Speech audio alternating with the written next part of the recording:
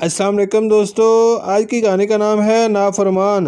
سمیع اور سمیر دونوں بھائی تھے۔ ان کی نانی کا گھر جنگل کے قریب تھا۔ وہ ہر سال چھٹیوں میں نانی اماں کے گھر ایک ماہ گزارنے آتے تھے۔ نانی اماں انہیں دیکھ کر بے حد خوش ہوتی، مگر وہ جب وقت بے وقت گھر سے باہر نکل جاتے تو نانی اماں بے حد پریشان ہو جاتی تھیں۔ اب نانی اماں نے انہیں سختی سے باہر جانے سے منع کیا تھا، کیونکہ جنگل قریب تھا اور وہ دونوں جنگل کا ہی رخ کرتے تھے۔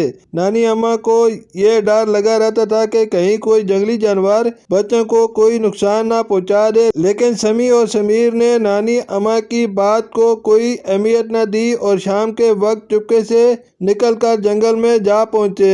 آج ہوا تیز چل رہی تھی۔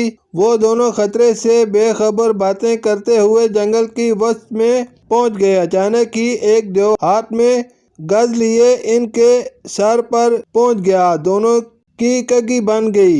ساتھ ہی دیو نے ایک زوردار کہکا لگایا، جس کی آواز سے آس پاس کے جانور بھی بھاگ کھڑے ہوئے۔ پرندے اڑ گئے۔ سمیع اور سمیر کی تو خوف سے بری حالت ہو رہی تھی۔ انہیں نانی اماں کی نصیحت یاد آ رہی تھی، مگر اب تو کچھ نہیں ہو سکتا تھا۔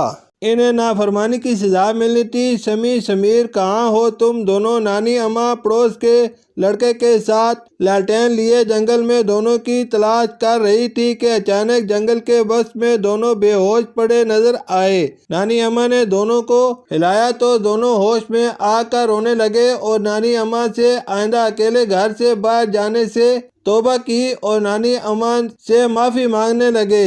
ان کی حالت دیکھ کر نانی اماں نے بھی دونوں کو معاف کر دیا۔ شکریہ۔